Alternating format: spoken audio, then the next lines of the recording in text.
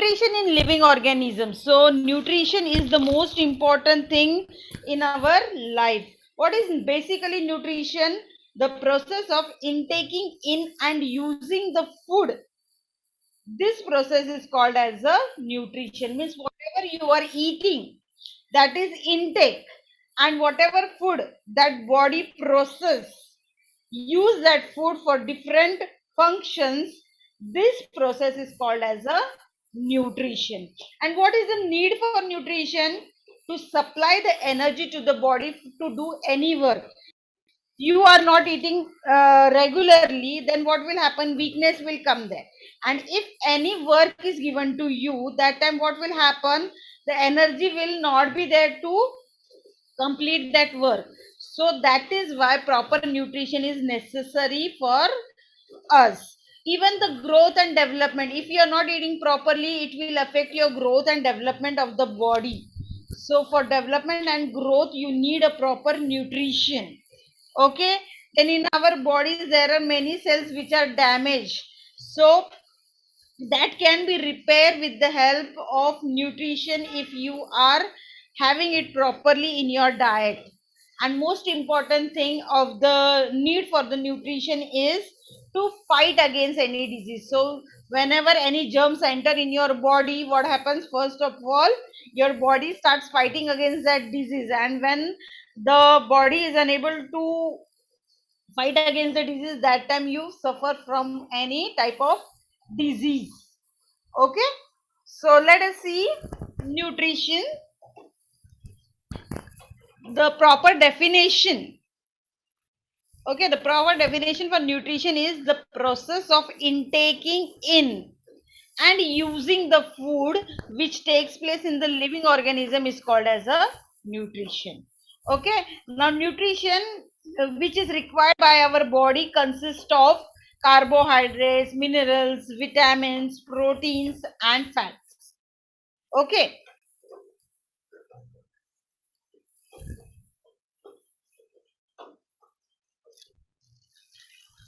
nutrition is obtaining food. Now we are going to study the nutrition in the living organism, that is plants and animals. So in this lecture we are going to study the nutrition of the plants in this lecture, and in the next lecture we are going to have the nutrition in the living organism, that is animals. Okay, now the nutritions are of two types. Okay, the nutrients can be classified into macronutrient or micronutrient. Okay, micro means very small and macro means big. Okay, nutrients can be like carbohydrates, proteins, fats which are in larger quantities. These types of nutrients are called as macronutrients. So carbohydrate, proteins, fats, these are required to our body in large quantity. So that is why it is called as a macronutrient. And minerals, vitamins, these are required in very little quantity, so they are known as micronutrients. Basically, the nutrition is classified into two types: macronutrient and micronutrient. Okay, so the nutrition in plants we are going to see. Now there are two types of nutrition in plants: autotrophic nutrition and heterotrophic nutrition. So as you all know, what is the meaning of auto? Auto means self-preparing food. Preparing their own food is called as autotrophic nutrition. Now the plants which can prepare their own food using energy from the sun, this process is called as a photosynthesis. And the plants which are able to prepare their own food, they are called as autotrophic. They are called as autotrophic. Okay, then what is the meaning of heterotrophic? Heterotrophic means the animals who are not able to prepare their own food, they have to depend on other plants for food. Okay, so this is the difference, basically difference between the autotrophic nutrition and heterotrophic nutrition. Okay, then I told you what is the need of nutrition: to supply the energy for the growth and development of the body, to replace the damaged cell, and to fight against the disease. These are the most important things and these are needed for nutrition. Okay, so if nutrition is not properly, then the growth in the plants will also not be properly. That is why it is most important to know about the need of nutrition. So here is the definition of the autotrophic nutrition. You can give your own explanation also in this definition. For example, the plants which can prepare their own food and nourish themselves, this process is called as a autotrophic nutrition. Okay, then what is heterotrophic nutrition? The organisms which depend upon the other organisms, plants or animals for their food, this is called as heterotrophic nutrition. Okay, so here is the autotroph versus heterotroph. So here you can understand clearly about the autotrophs. Autotroph means they can make their own food. Okay, auto means self. So they can prepare their own food. What is the meaning of heterotrophic? They cannot make their own food. They have to obtain the energy from the outside source. And examples are plant, some protistas and some bacteria. So bacteria and protistas are the microorganisms which are not able to see with our naked eyes. Okay, then in heterotroph we have the examples such as fungi and some bacteria. So there are two types of bacteria. Some bacteria are autotrophs and some bacteria are heterotrophs. So the bacteria which can prepare their own food are called as autotrophs, and the bacteria which are not able to prepare their own food, they are called as heterotrophs. Okay, now I think so you have understood about the autotrophs and heterotrophs. Okay, now what is photosynthesis? So we are studying about the photosynthesis from standard 6th. Okay, 4th standard we are uh, coming to know about photosynthesis. So again we will refresh our mind. What is photosynthesis? uh, Plants which are able to make their food with the help of leaves, using water, nutrients from the soil and carbon dioxide from the air. This process is called as photosynthesis. So photosynthesis is the process that takes place in presence of sunlight, carbon dioxide, water and nutrient from the soil. And where does this food is prepared? This food is prepared in the leaf. In a leaf there is a chlorophyll pigment. So which pigment is present in the leaf? Chlorophyll pigment. Chlorophyll. Chlorophyll. So chlorophyll is one of the pigment which is present in the leaves, which makes the leaves green in color and which is very useful for playing the role in the photosynthesis. Now what does the plant do? The plant converts the light energy. So from where does the light energy is getting to the plants? It is receiving from the sun. So this light energy is converted into chemical energy and it is stored in the form of food in the plants. तो पहले क्या होता है, ये जो light energy है उसको convert किया जाता है केमिकल एनर्जी में and afterward it is stored in the form of food in the plants. Okay, now this is one of the reaction that takes place in the plants while photosynthesis. 6 times of CO2 plus 6 times of H2O. Okay, 6 times of CO2 plus 6 times of H2O2, when they react with the help of carbon dioxide, water, sunlight, what they form? They form a glucose plus oxygen is formed. This 6 C6H12O6, this is nothing but a form of food. We can say it is the molecular formula for glucose. That is nothing but a type of food. So when carbon dioxide and water reacts with each other in presence of sunlight, that time after the chemical reaction, what is formed? Food, that is glucose and oxygen, is formed. So this is about the plants, how they convert the food into light energy, is converted into chemical energy, and how the food is stored in the form of glucose. Okay.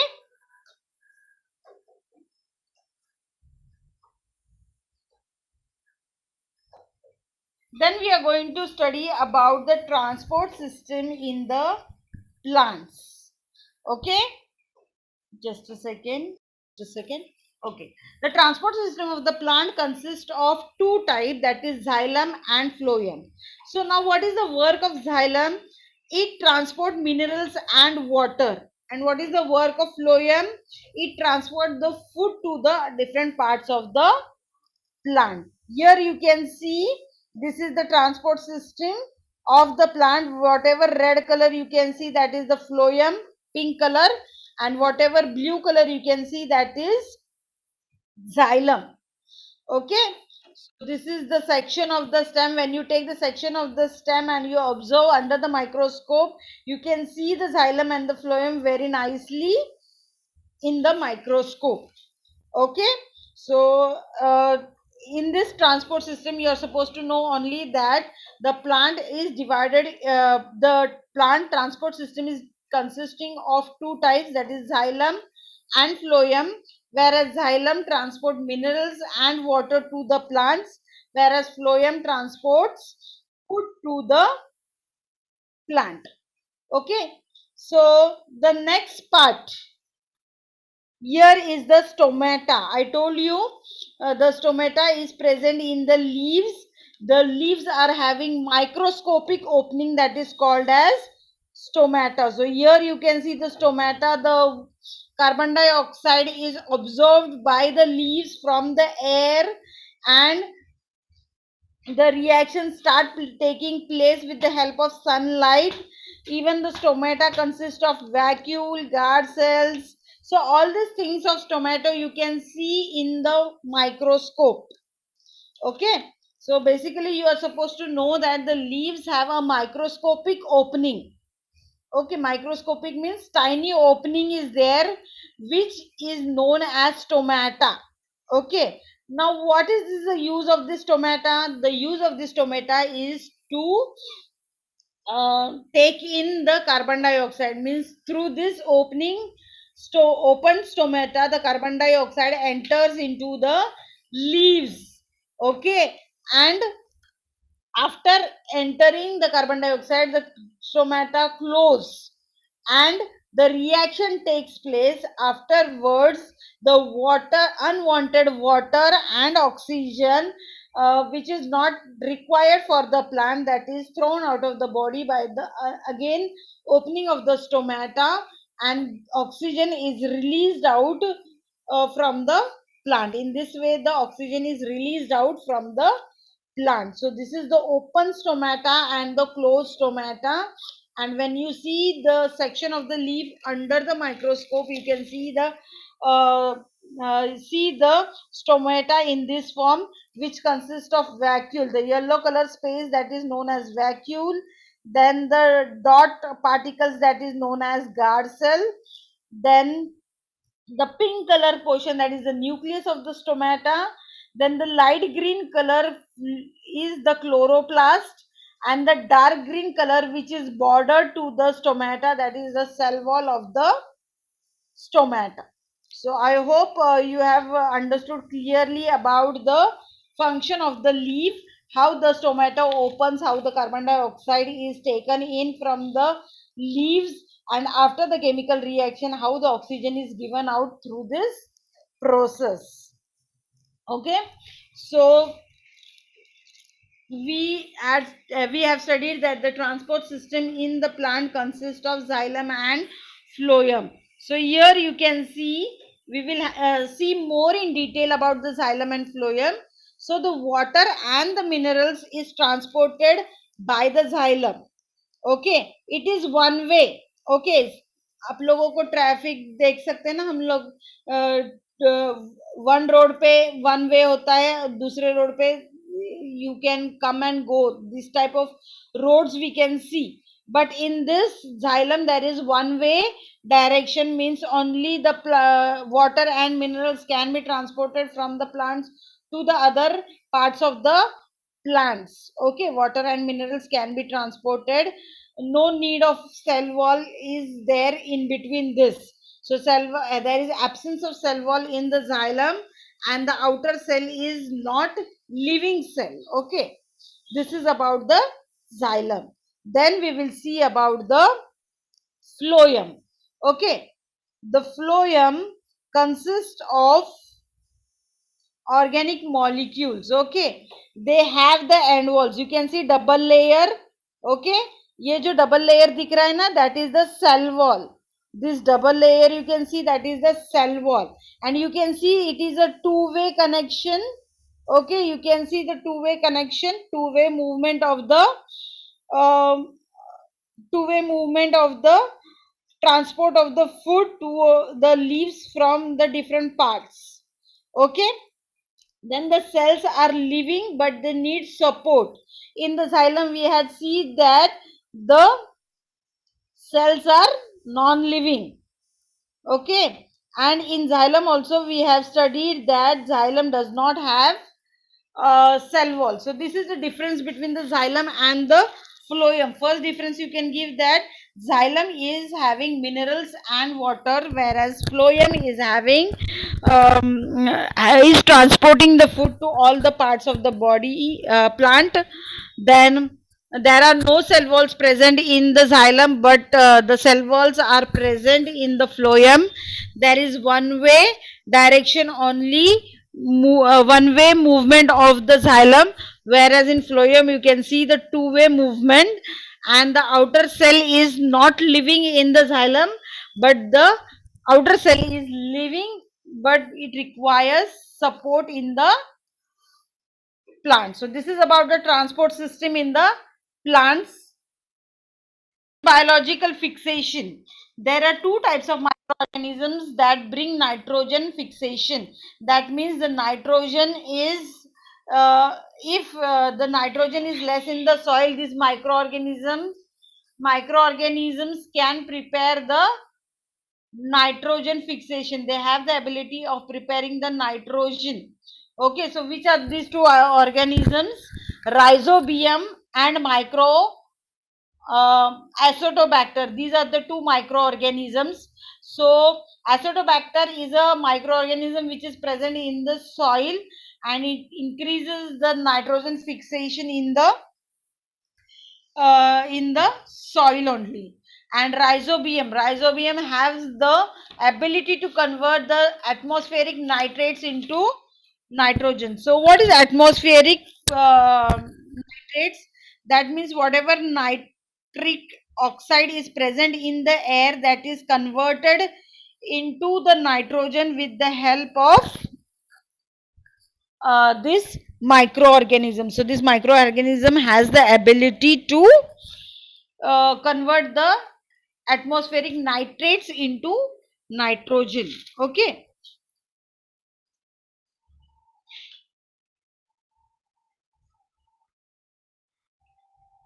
Now, what is the use of nitrogen? So, plant use nitrogen salts for their growth. So, nitrogen plays very much important role in fixation of the growth of a plant.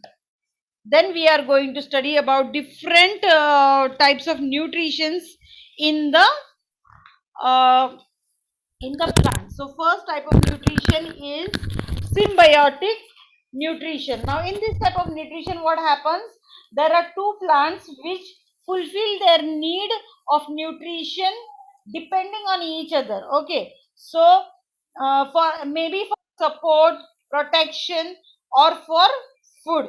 So, when the two plants together live together to fulfill their need of nutrition, this type of nutrition is called as symbiotic nutrition. ऐसे type के nutrition को क्या बोलते हैं हम लोग? Symbiotic nutrition. So what is the example? Lichen is one of the example of the symbiosis in which fungi and algae are depending on each other, where fungi cannot prepare its own food, where algae is an autotrophic nutrition which can prepare their own food. So fungi depends on algae for the food, so they live together to fulfill their need. Therefore, lichen is the symbiotic type of nutrition. Okay. Then the next type of nutrition, that is heterotrophic nutrition. Now, heterotrophic nutrition, I told you before only, the heterotrophic nutrition means what? These plants grow on the body of the other plants. Okay.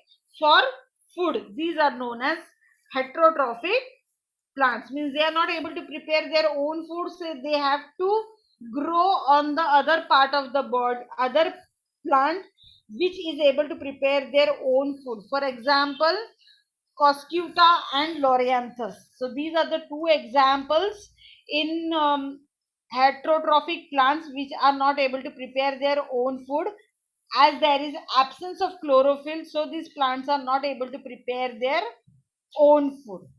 Okay. Then the next type of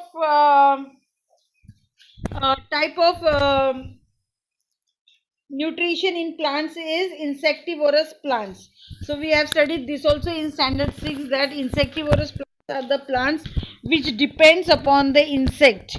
Why they depends upon the insect? Because their need of nutrients is not fulfilled by the plants, so they require, there is if the soil is having the deficiency of nitrogen compounds, then these type of plants feed on the insect to fulfill the need of the nutrients and fulfill the deficiency of the nitrogen in the plant. So these type of plants are called as insectivorous plants. And what are the examples of the insectivorous plants?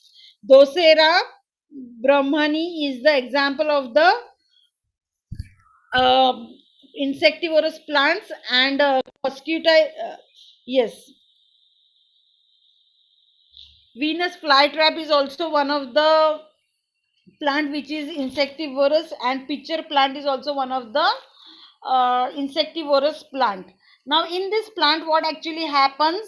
These plants modify the part of the leaf and apex in the form of lid, means they have very pointed thing which can uh, easily attract the insect, and they can easily feed on the, to trap the insect, they have a needle like leaf modification at the apex of the leaf.